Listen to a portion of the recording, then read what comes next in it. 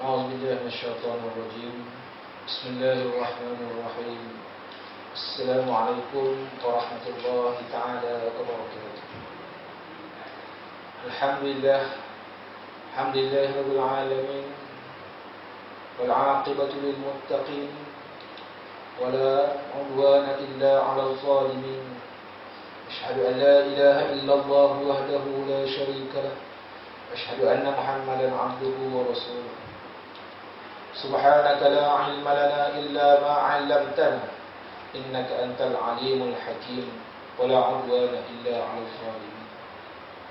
أما بعد، الحمد لله ثم الحمد لله، ونشكر الله ونعم الوكيل، ولا حول ولا قوة إلا بالله العلي العظيم.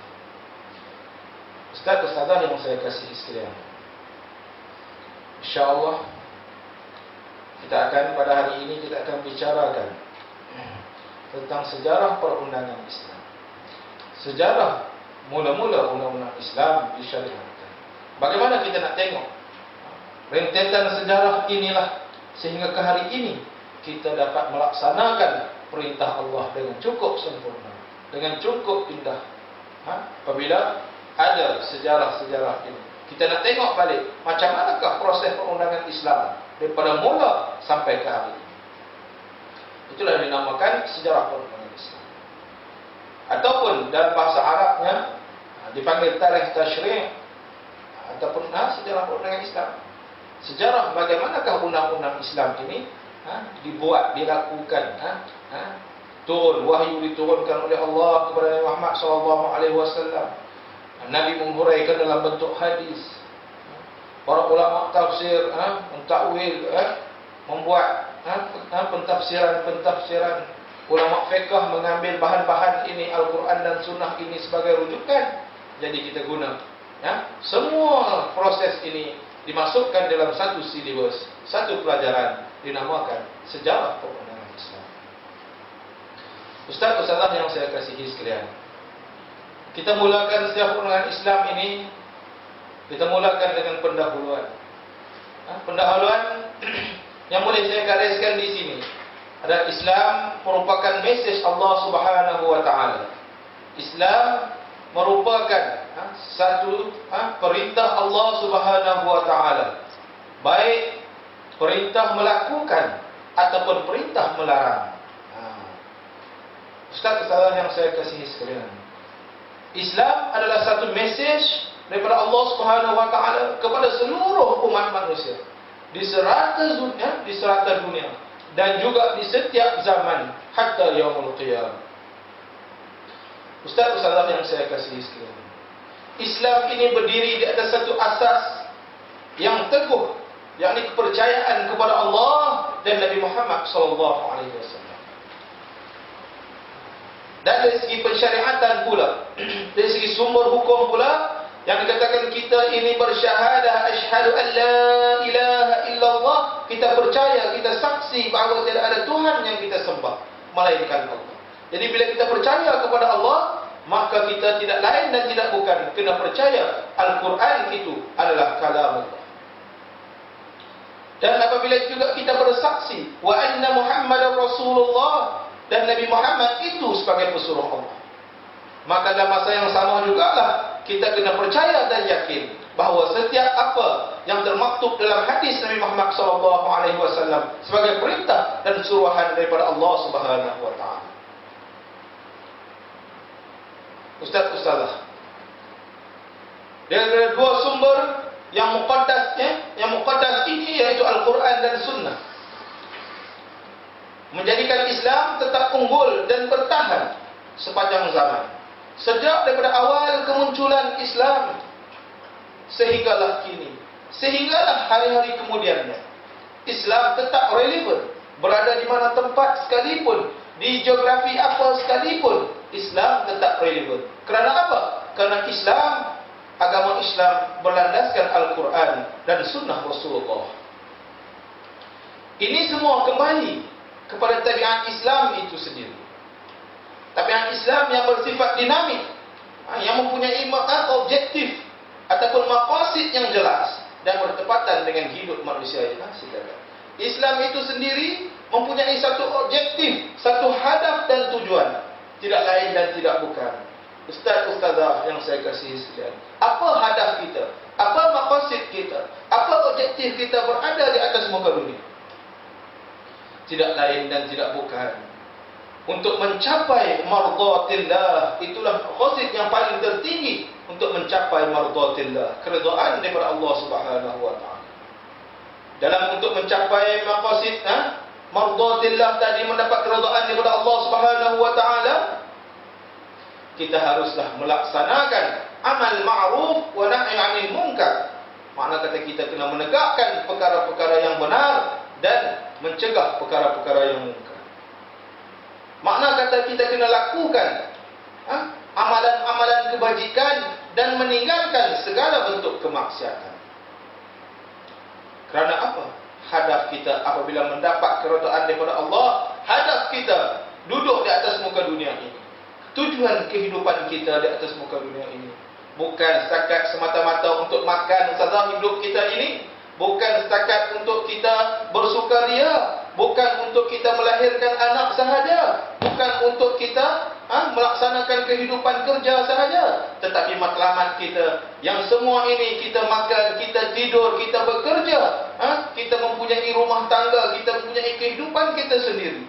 Tidak lain dan tidak bukan, semua ini hanyalah untuk memudah carakan kita untuk beribadah kepada Allah Subhanahu wa taala.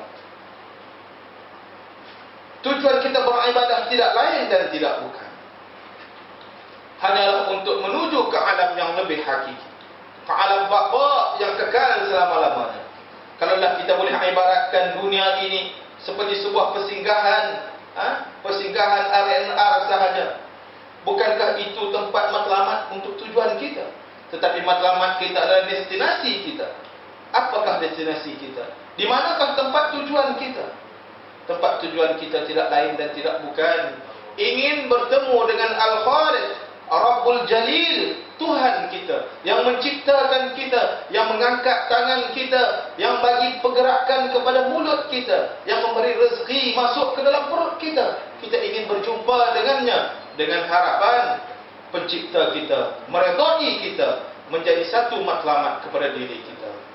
Inilah harapan yang paling tinggi, yaitu untuk berdepan dengan Tuhan kita di Yaumul Mahsyar nanti, supaya dapat Allah meredakan kita dan melangkahlah kaki kita tak kala itu mendapat tempat yang hakiki, tempat yang baqa, yang kekal untuk selama-lamanya, yaitu insya-Allah kita doa-doakan moga-moga kita tergolong dalam ahlil jannah, orang-orang yang mendapat syurga Allah Subhanahu wa taala. Ustaz-ustazah yang saya kasihi sekalian, biarlah kita jelas pelaksanaan Islam, Allah syariatkan Islam tidak lain dan tidak bukan kerana ini di dunia ini sebagai satu tempat untuk kita merebut peluang beribadah kepada Allah, tempat untuk kita bercucuk tanam sahaja di atas muka dunia ini. Untuk menuai hasilnya bukan di dunia ini, menuai hasilnya adalah apabila kita kembali ke alam baqa, yaitu ke alam akhirat, untuk bertemu dengan Tuhan kita. Ustaz-ustazah yang saya kasihi sekalian, apabila kita tengok dari segi aspek penelitian baik deduktif ataupun induktif terhadap sumber-sumber syariat Islam, telah menegaskan bahawa maqasid utama syariat Islam ialah untuk memberi kemaslahatan kepada manusia, sama ada menarik maslahah manfaat tersebut atau menolak mudarat daripada manusia itu sendiri. Setiap pelaksanaan syariat yang berada di atas muka dunia ini yang terlaksana apabila mengikut perintah Islam, mengikut sumber syariat jaminan Islam tidak lain dan tidak bukan, Islam itu ingin menjaga umatnya supaya umatnya sentiasa berada dalam keadaan salim, berada dalam keadaan yang selamat dan sejahtera. Ustaz-ustazah yang saya kasihi, oleh itu didapati semua hukum-hukum syarak yang bernaung di bawah konsep jaminan maslahah kepada manusia. Maslahat apa untuk manusia ini? Jaminan maslahat apa kepada manusia? Bukan saja di dunia, malah menjangkaui alam akhirat. Sebab apa? Tujuan, ada perkara baik, ada perkara buruk di atas muka dunia ini adalah bertujuan menjangkau tujuan, bukan setakat di dunia, tetapi Islam ini membicarakan dengan keseluruhan hinggalah ke alam akhirat nanti.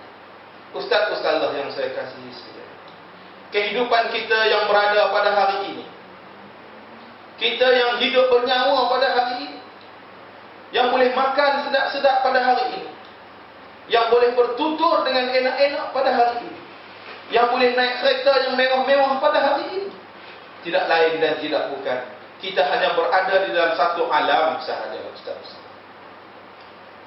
Kita hari ini naik kereta mewah, berada di dalam rumah mewah, pakaian mewah-mewah, boleh dikatakan semuanya mewah-mewah. Hakikatnya ustaz-ustazah, kita baru berada di alam kedua yang diciptakan oleh Allah daripada banyak lagi alam yang bakal kita temui. Kita baru saja usai berada di alam perut ibunda kita yang tercinta. Kita berada di dalam alam rahim ibu, berada 9 bulan tempohnya. Yang pasti ada yang 8 bulan dalam kandungan, tetapi kebiasaannya walidnya 9 bulan dalam kandungan ibunya, dan dilahirlah dia ke muka bumi. Itu alamnya, alam pertama kita tempuh. Kita masuk pula ke alam kedua, iaitu alam dunia. Alam pertama adalah alam kejadian. Kejadian kita menjadi makhluk yang berjasad, yang bertubuh, tetapi bukan tubuh sebagai matlamat kita, tetapi ruhiyah, rohani kita lah sebagai penyelamat kita di akhirat. Selepas kita selesai berada di alam ini, apabila tamat alam rahim ibu kita, kita masuk ke alam yang sekarang kita duduk di alam dunia. Ustaz dan ustazah yang saya kasihi sekalian, alam dunia ini belum menjamin kepada kita kehidupan yang hakiki. Mungkin orang yang senang di dunia akan susah di akhirat. Mungkin orang yang susah di dunia akan senang di akhirat. Bergantung kepada apa? Bergantung kepada amal kebajikannya. Sebab apa? Amalan dialah, kebajikan yang dilakukanlah, apa perkara kebaikan yang dilakukan di atas muka dunia ini akan dihitung walaupun sebesar zarah sekalipun amalan dia, dan akan mendapat balasan di akhirat nanti. Kalaulah di dunia ini kebanyakan amalannya dia melakukan amal kebajikan kepada Allah dan sentiasa insaf kepada Allah serta bertaubat kepada Allah, maka Allah akan bagi jaminan kepadanya bahawa di akhirat nanti ditempatkannya dia dalam syurga.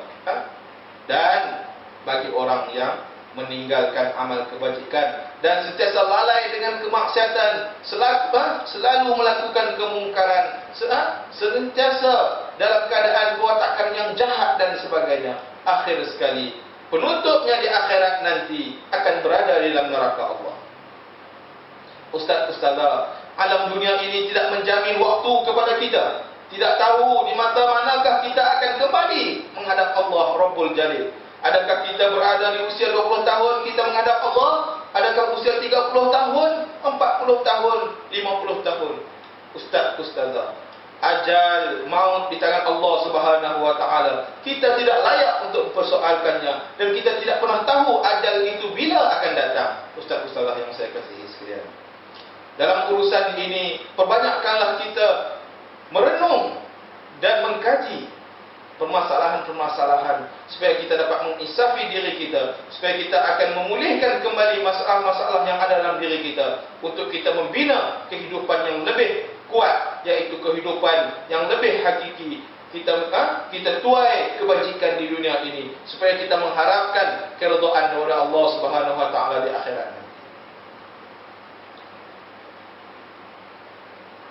Mari kita petik satu kata-kata daripada Al-Ais bin Abdul Salam, bahawa Islam itu semuanya maslahah, sama ada dengan mendatangkan maslahah maupun mengelakkan mudarat. Ustaz-ustazah yang kasihi sekalian, dalam ilmu ataupun dalam pensyariatan sejarah perundangan Islam ini, kita harus tahu dalam konsep maqasid, dalam objektif pertama sejarah perundangan Islam, kita harus jelas, kita harus tahu apakah maqasid Islam letak dalam kehidupan kita sehari. Ulama-ulama juga mengkaji maqasid yang paling utama dalam pensyariatan undang-undang Islam, dalam pensyariatan hukum hakam berkaitan dengan Islam. Supaya apa? Biar matlamat itu jelas. Supaya apa? Kita tahu kita hidup di dunia sebagai seorang hamba kepada Allah, iaitu Tuhan kita. Supaya kita tahu kerja-kerja perbuatan perundangan yang dilaksanakan ini tidak lain dan tidak bukan supaya kita ini berada di atas satu landasan yang lurus, landasan yang benar, yang mendapat keampunan daripada Allah Subhanahu. Kalau dilihat di sini, maqasid merupakan matlamat yang ingin dicapai dalam melakukan sesuatu. Bila kita sedang melakukan sesuatu, kita mesti ada matlamat. Kalau kita buat kebajikan di sini, kita ada matlamat. Apapun kita lakukan mesti bermatlamat. Dalam masa yang sama, maqasid ini boleh kita terangkan sebagai objektif yang diletakkan oleh syarak dalam mensyariatkan hukum.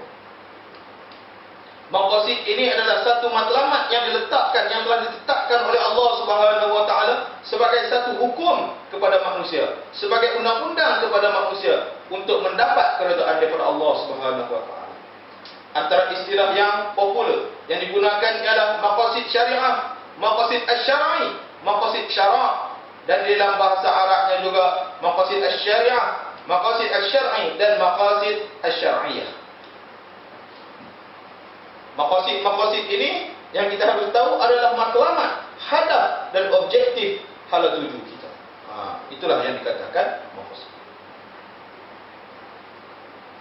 Dalam maqasid ini, pentakrifan yang saya petik daripada Ahmad Al-Raisuni mendefinisikan maqasid sebagai matlamat-matlamat yang ingin dicapai oleh syariat demi kepentingan umat manusia. Beliau telah membahagikan maqasid dengan lebih teliti berbanding dengan Ibnu Al-Ashhur, iaitu yang membahagikan kepada 3 bahagian: maqasid umum, maqasid khusus, dan maqasid serpihan yakni juz'i. Apakah yang dikatakan dengan maqasid? Sebab apa maqasid hadaf-hadaf ini dibahagi pula secara fur'iyah, secara pembahagian yang lebih kecil lagi.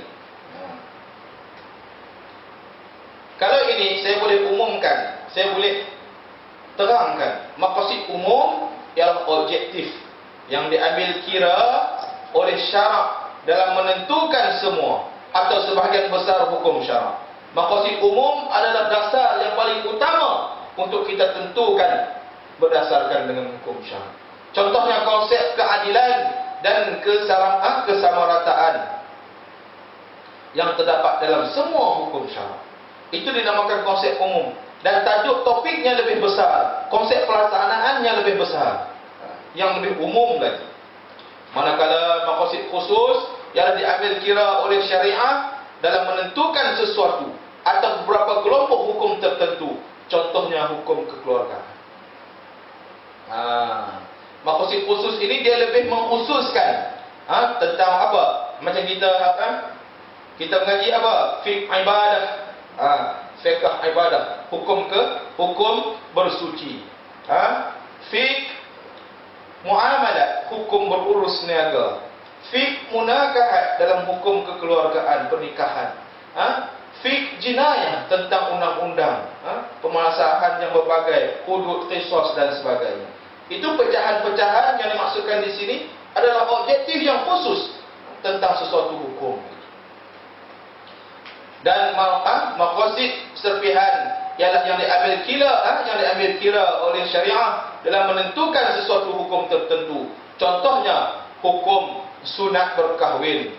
Contoh dalam tadi, hukum undang-undang kekeluargaan. Dipecahkan pula serpihan daripada maqasid khusus tadi, dinamakan bab hukum sunnah berkahwin. Macam tu juga dalam bab fiqh ibadah. Dalam fiqh ibadah itu satu pecahan bab ibadat. Dipecahkan pula bab taharahnya bagaimana, hukum bersucinya bagaimana, hukum solatnya bagaimana. Begitulah dinamakan serpihan ataupun juz'iyah, serpihan-serpihan ataupun pecahan-pecahan kecil daripada maqasid khususnya. Namun, apa yang menjadi topik perbincangan ilmu usul fiqh ataupun ilmu maqasid khasnya ialah maqasid umum. Dalam ilmu usul fiqh ataupun ilmu maqasid khasnya, ia dibincangkan berkaitan ataupun berkenaan dengan maqasid umum. Manakala maqasid khusus menjadi topik perbincangan para fuqaha. Dalam ilmu usul, dia lebih berbincang kepada maqasid umum. Manakala maqasid khusus menjadi topik perbincangan para fuqaha, para ulama fiqh. Jika diteliti definisi-definisi yang dikemukakan oleh para ulama tersebut, definisi yang paling tepat, padat dan merangkumi seluruh konsep maqasid ialah definisi yang dikemukakan oleh Al-Raisuni. Maksudnya Al-Raisuni ini dia menyimpulkan maqasid syariah ini cukup cantik, cukup ringkas, cukup padat dan tepat sekali. Kesimpulannya, maqasid syariah yang telah disimpulkan oleh Ar-Raisuni ialah matlamat-matlamat yang ingin dicapai oleh syariat demi kepentingan umat manusia. Matlamat-matlamat yang ingin dicapai oleh syariat, oleh agama demi kepentingan umat manusia. Bila sebut syariat, kita harus tahu jenis-jenis syariat. Apakah yang disyariatkan? Ada dipanggil syariat as-samawi ataupun agama samawi. Dari kalimah as-sama bermaksud langit. As-sama langit, al-ard bumi. Jadi agama dari langit, begitu. Maksudnya yaitu agama yang diturunkan oleh Allah Subhanahu wa taala. Begitu. Ini bukan cerita bab jisim dan sebagainya. Ini cuma nak digambarkan sahaja, iaitu agama yang diturunkan oleh Allah Subhanahu wa taala. Allah itu tidak bertempat, itu yang pasti. Bersumberkan wahyu dan kitab daripada langit. Makna kata bersumberkan wahyu, yakni kalam Allah. Wahyu-wahyu ini kalam Allah yang diwahyukan kepada nabi-nabi, yaitu melalui malaikat Jibril. Malaikat Jibril ni kerja buat dia adalah sebagai penurun wahyu kepada umat manusia. Turun wahyu kepada Rasulullah SAW dan para rasul. Manakala apabila wahyu itu diturunkan, maka disampaikan pula oleh para rasul sebagai utusan Allah Subhanahu wa taala. Dan hanya Islam satu-satunya agama wahyu yang diiktiraf. Kerana apa? Karena Islam yang berada di atas muka dunia ini kepunyaan Allah, milik Allah Subhanahu wa taala. Syariat ini adalah syariat Allah Subhanahu wa taala. Sebelum ini, sebelum kedatangan Rasulullah sallallahu alaihi wasallam, agama Nabi Musa diturunkan oleh Allah Subhanahu wa taala. Agama Nabi Musa, agama Yahudi, agama Kristian Nabi Isa adalah agama samawi yang telah diselewengkan melalui Taurat dan Injil. Tetapi kitab Taurat dan Injil orang Yahudi, orang Nasrani ini telah menyelewengkan apa yang telah diwahyukan oleh Allah Subhanahu wa taala. Dan mereka digelar ahli kitab. Ahli kitab ini adalah golongan kafir secara umum di kalangan Yahudi dan Nasrani, dan Yahudi dan Kristian yang telah menyeleweng dan sesat daripada ajaran Islam yang dibawa oleh nabi-nabi terdahulu, termasuklah di zaman Rasulullah sallallahu alaihi wasallam. Bertepatan dalam Al-Quran, firman Allah Subhanahu wa taala, "Walan tarda 'ankal yahud walan nasara hatta tattabi'a millatahu. Tidak akan redha, walan tarda ankal yahud walan nasara, tidak akan redha orang Yahudi dan Nasrani ini hatta tattabi'a millatahu, sehinggalah kita ikut jejak langkah mereka, yakni tetap sesat bersama-sama mereka.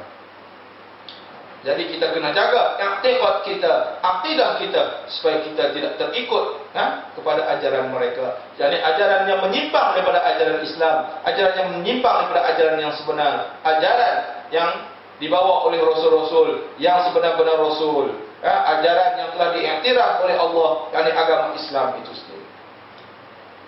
Allah Subhanahu wa taala dan rasulnya memanggilnya sebagai ahlul kitab disebabkan kekafiran mereka dalam menolak Islam serta mensyirikkannya. Seperti mana firman Allah Subhanahu wa taala surah Ali Imran ayat 64. Boleh kita tengok dalam surah Ali Imran ayat 64. Yang seterusnya tadi dipanggil agama samawi, agama yang diturunkan oleh Allah. Cumanya kitab Taurat, kitab Injil, kitab Zabur ini diturunkan oleh Allah Subhanahu wa taala, termasuklah Al-Quran yang kita yakin dan percaya pada hari ini. Tetapi malangnya orang-orang Yahudi Nasrani ini, mereka telah memesongkan kitab Allah ini dan menjadikannya lebih sesat dan menyesatkan. Ustaz-ustazah yang saya kasihi sekalian, tadi kita cerita tentang agama samawi ataupun agama yang diturun daripada langit, iaitu agama yang diwahyukan oleh Allah Subhanahu wa taala. Ada juga dalam masa yang sama, agama ini juga ada juga dipanggil agama budaya.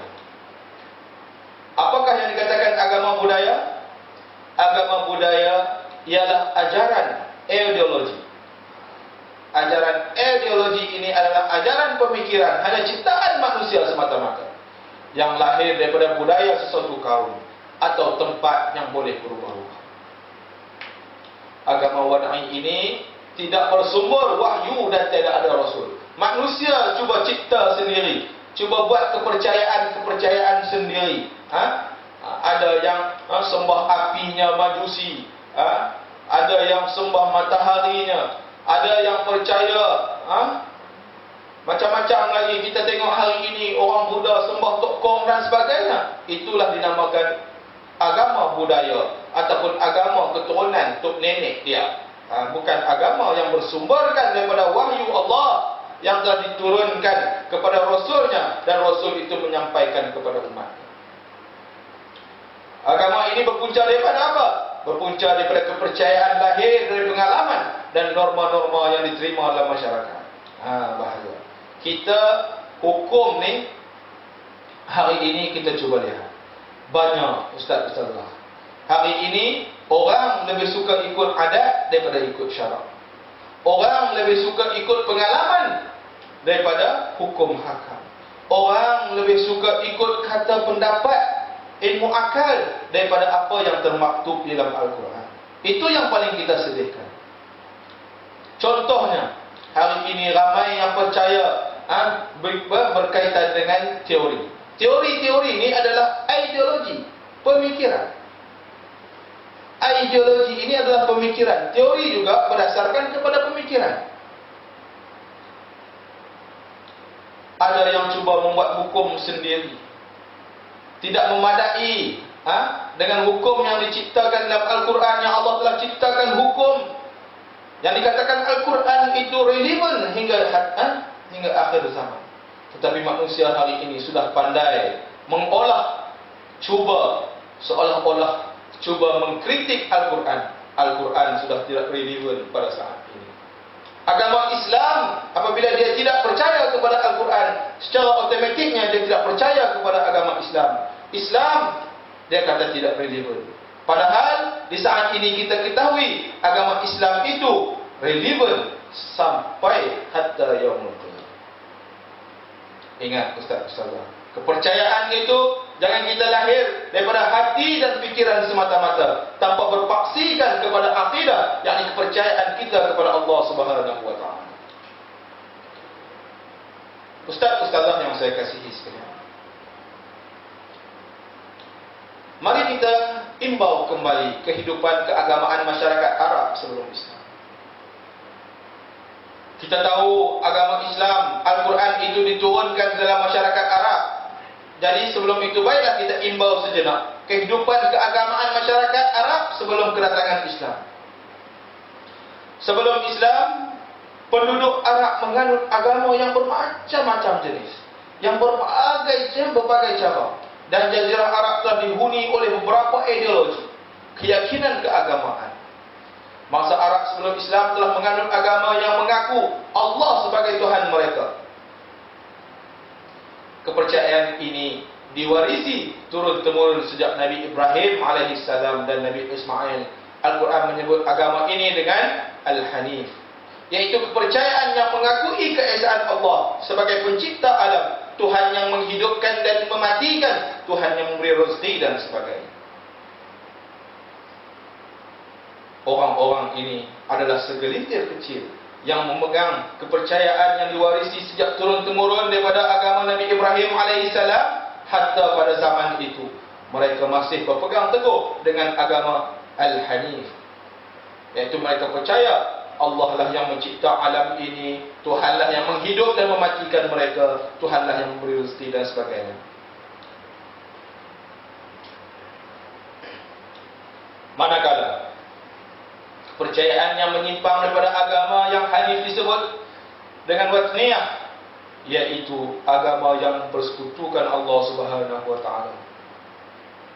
Hanya segelintir yang pegang dengan agama Al-Hanif, yang lainnya lebih kepada agama yang persekutukan Allah dengan mengadakan penyembahan-penyembahan kepada Al-Ansab, batu-batu yang memiliki bentuk Awsa, patung yang terbuat daripada batu, ataupun Asnam, patung yang terbuat daripada kayu, emas, perak, logam dan semua jenis patung yang terbuat daripada batu. Mereka ada yang sembah batu yang menyerupai bentuk, sembah bukit, sembah patung yang dibuat pada batu, buat patung kecil-kecil. Hari ini kita tengok dalam masyarakat kita hari ini, golongan kufar hari ini ramai juga di kalangan kita di Malaysia ini. Kita tengok dalam masyarakat kita majmuk yang berbilang kaum ini, baik Cina, India dan sebagainya, mereka menciptakan daripada tokong-tokong, daripada batu. Kenapa? Karena mereka sudah menyimpang daripada kepercayaan kepada Allah Subhanahu wa taala. Berhala atau patung yang pertama yang mereka sembah adalah Hubal. Apakah yang dikatakan Hubal? Berhala apa yang dikatakan dengan berhala Hubal ini? Sejenis berhala yang mula-mula dicipta untuk mereka sembah. Dan kemudian mereka membuat pula patung seperti Lata, Uzza, Manata dan lain-lain. Tidak semua orang-orang Arab jahiliyah menyembah puasanya. Ada beberapa kabilah yang menganut agama Yahudi dan Masihi.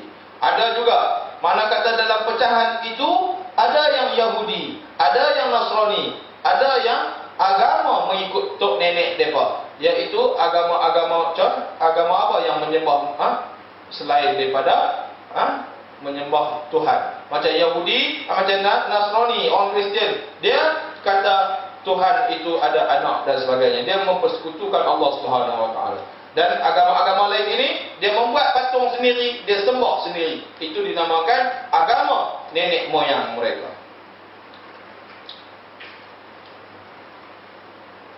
Agama Yahudi dianuti oleh bangsa Yahudi. Bangsa Yahudi itu sendiri yang bermaksud rumpun bangsa Samiyah, yaitu bangsa Semit. Asal usul Yahudi berasal daripada Yahuda, salah seorang daripada 12 putera Nabi Yakub alaihissalam. Itu asal usul. Agama Yahudi sampai ke Jazirah Arab oleh bangsa Israel daripada negeri Asyur. Mereka diusir oleh kerajaan Romawi yang beragama Masihi. Dan bangsa Asyur ini berangsur-angsur mendiami Yathrib, iaitu Madinah. Mereka kena usir daripada Rom, datang ke Yathrib ataupun sekarang ini Madinah dan sekitarnya. Dan mereka menyebarkan agama Yahudi tersebut. Agama Masihi yang berkembang adalah sekte Yakubiyah, yang mengatakan bahawa perbuatan dan iradat Al-Masih adalah tabiat ketuhanan. Kaum Yakubiyah berkata bahawa persatuan ketuhanan dengan kemanusiaan pada diri Al-Masih, yang sebagaimana air dimasuk ke dalam lalu menjadi jenis yang satu. Air yang masuk ke dalam bekas lalu menjadi air yang satu. Mereka cuba nak mengkaitkan Al-Masih dengan Tuhan. Mereka berkata, ia anak Tuhan, jadi dia juga Tuhan. Begitu. Sebab apa? Dia cuba nak gambarkan air apabila masuk dalam satu bekas, dia akan menjadi satu juga. Tak boleh. Kita Islam, kita percaya Tuhan itu lam yalid wa lam yulad wa lam yakul lahu kufuwan ahad. Tuhan itu lam yalid dan wa lam yulad. Tidak beranak dan tidak diperanakkan. Tuhan itu hanya Esa, itu saja.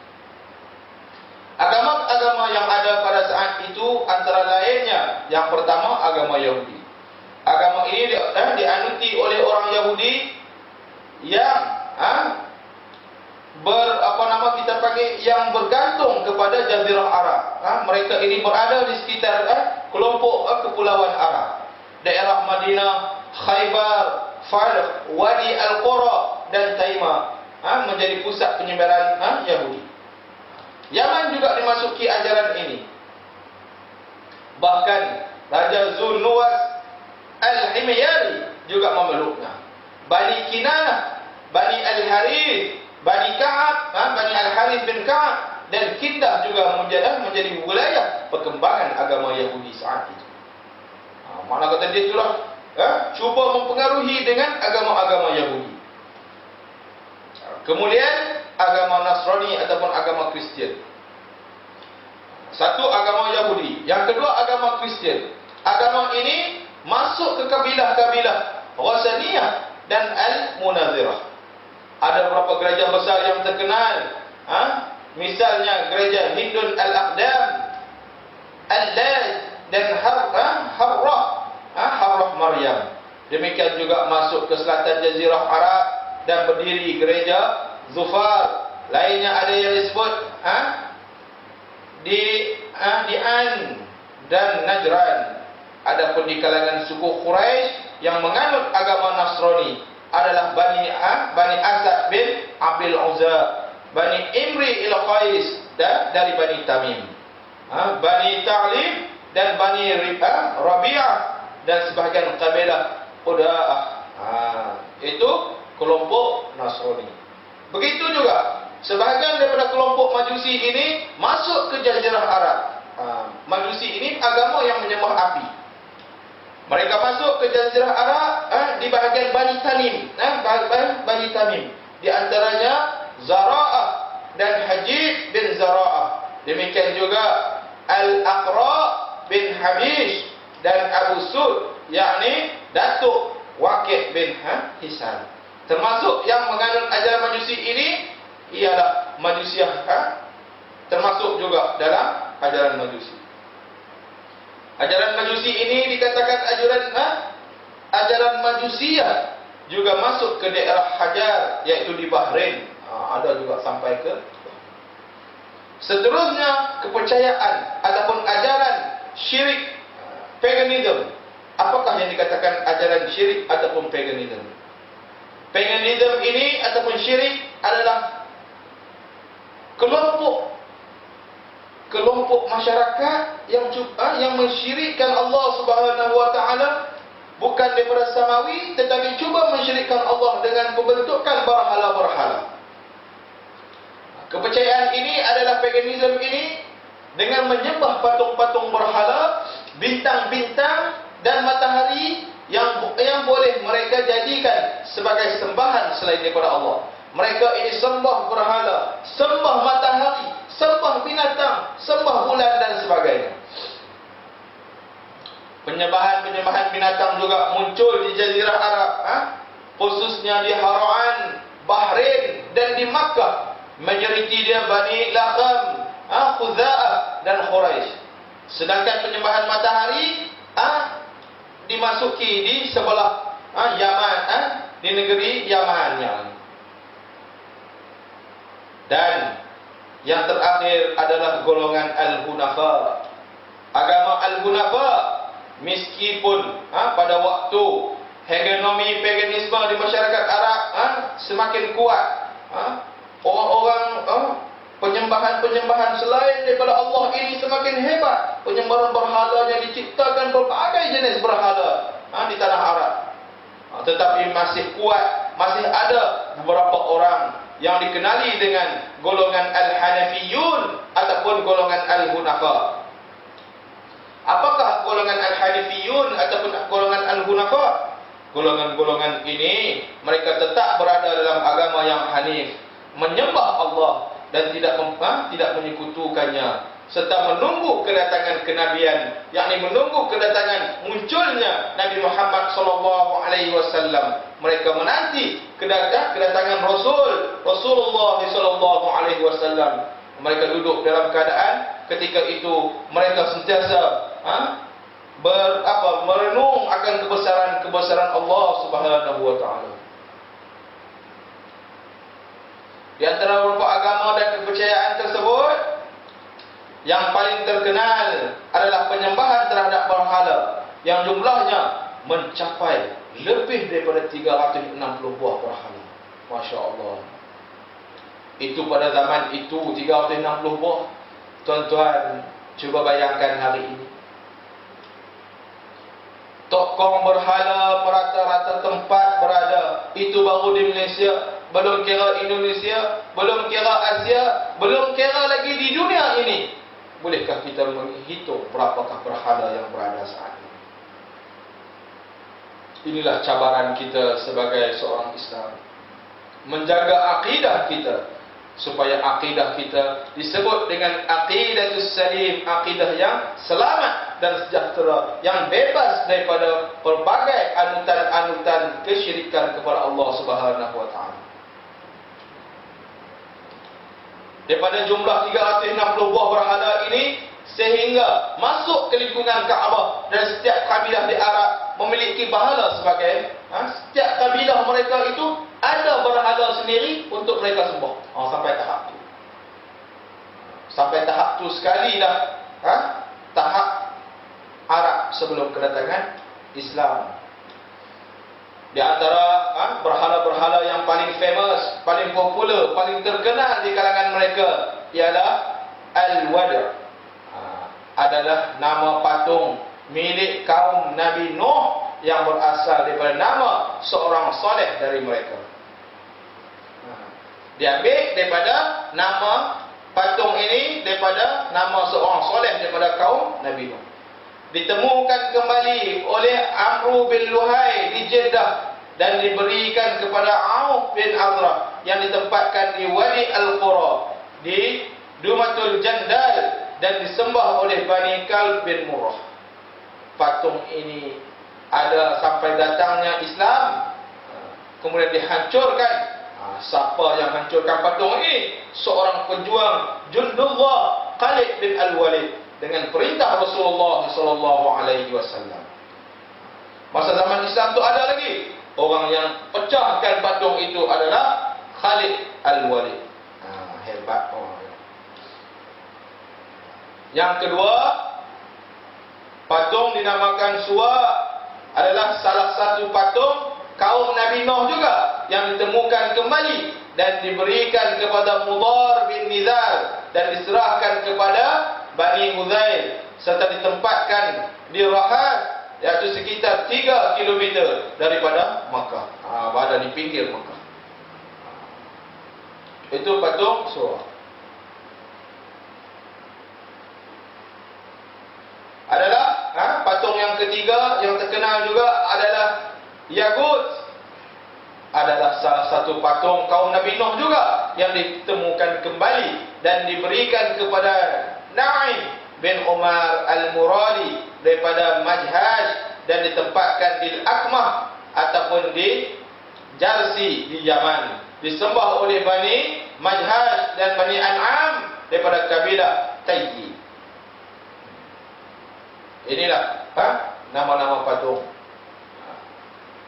Dan patung seterusnya adalah Ya'uq adalah salah satu patung kaum Nabi Nuh juga yang ditemukan kembali dan diberi kepada kabilah Hamadan dan ditempatkan di Kaiwan, iaitu disembah oleh orang-orang Hamadan.